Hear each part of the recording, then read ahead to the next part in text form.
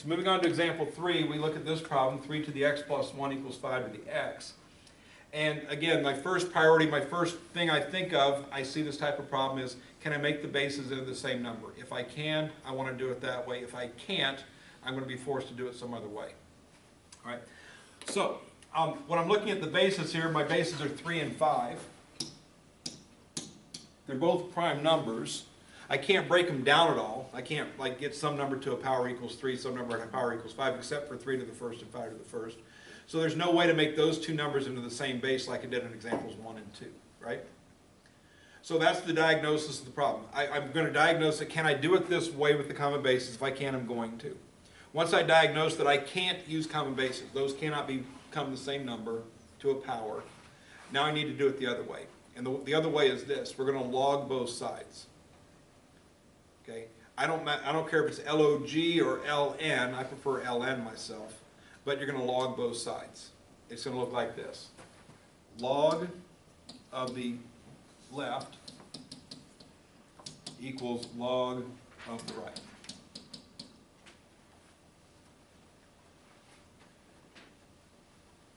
Again, the particular type of problem this is effective on is when an exponential expression equals an exponential expression. There's no extra stuff going on. There's not like a plus 17 or anything weird going on over here. It's just log of the left equals log of the right. Simple exponential expression equals a simple exponential expression. Or a simple exponential expression equals a single number. You might just create a logarithm out of that. But when both things have powers, this is the best way to do it. Now, we recall, hopefully, from previous chapter, when we have log of some number to some power base something, that equals p times log of that number base whatever, right? The single log expression versus the expanded log expression, right? And what we're looking at here in this problem, once I log both sides, I'm looking at log of some number to a power base e, log of some number to a power base e. So just like I did over here, the power gets to be pulled out in front of the logarithm. So the power here is x plus 1. So I'm going to pull x plus 1 out in front of the logarithm. And I can pull the power, which is x, out in front of the logarithm.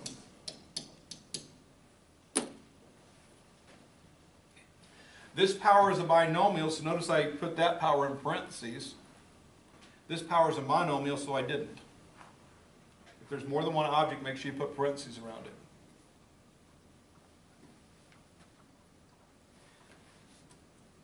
Now there's a way to get an exact answer in logarithmic form. There's a way to get an approximate answer. I think for right now I'm just going to go with the approximate answers. So in the homework assignment, if it ever says find the exact answer, go ahead and get the approximate answer every single time with these problems for now. Okay?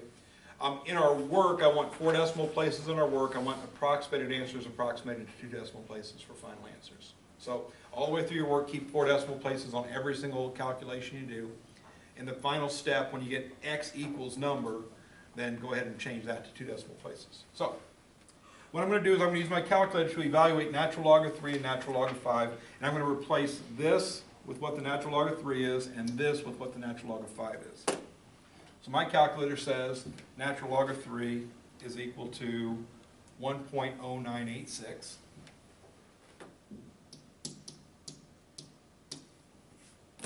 And natural log of 5 is equal to 1.6094.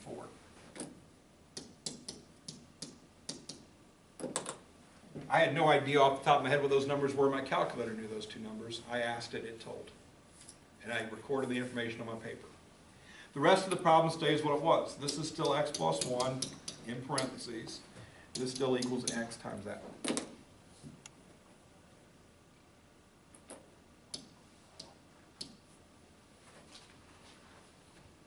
All right? So natural log of 3 equals that number. Natural log of 5 equals that number. So now if I have this equation, it's not a pleasant equation. It's got these 4 decimal place decimals in it, right? But it's still just an algebraic equation now. This is a number times a binomial, so 1.0986 times x, 1.0986 times 1. So that's going to get me 1.0986x plus 1.0986 equals, And over here, this is just 1.6094 times x.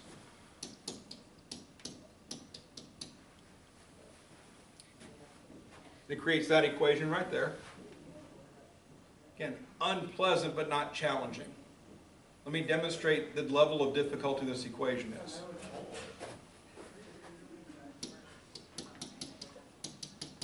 Suppose you have that equation there. I just made it up. That equation does not exist in the real world. I just made it up. 2x plus 9 equals 11. Is that hard? No. All right. How would we solve 2x plus 9 equals 11? Move the 9 over first, change the sign, right? And then divide by 2, right? This is the same problem. Actually, you know what? Let's make it the same problem. 11x, there we go. 2x plus 9 equals 11. Move the 2x over and then divide by 9, right? It's the same problem. It's unpleasant because of all these decimals, but I got something x plus something equals something, right? X. So this has an x, this has an x. I want them together, so I'm going to chop this, move it over here. That's going to give me some number. And if I don't like to subtract decimals by hand, I can go 1.6094 minus 1.0986 equals, and it spits out the number. So I get 1.0986 equals 0.5108x. And then what do I do? Divide by? 0.5108, right? That's 0.5108x, so I would divide by whatever's in front of x, so 0.5108 divided by 0.5108. So 1.0986 divided by 0.5108 equals 2.150743931. Again, at this point, I'm going to have x equals, right? I want that rounded to 2 decimal places. So I'm going to get x equals 2.15.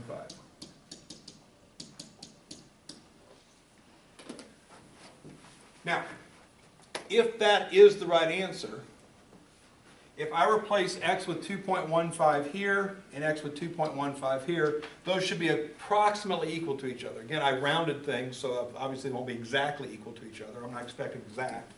But if I try that out real quick, if I do 3 to the 2.15 plus 1 is supposed to equal, I'm going to put the approximate equal to 5 to the 2.15 power.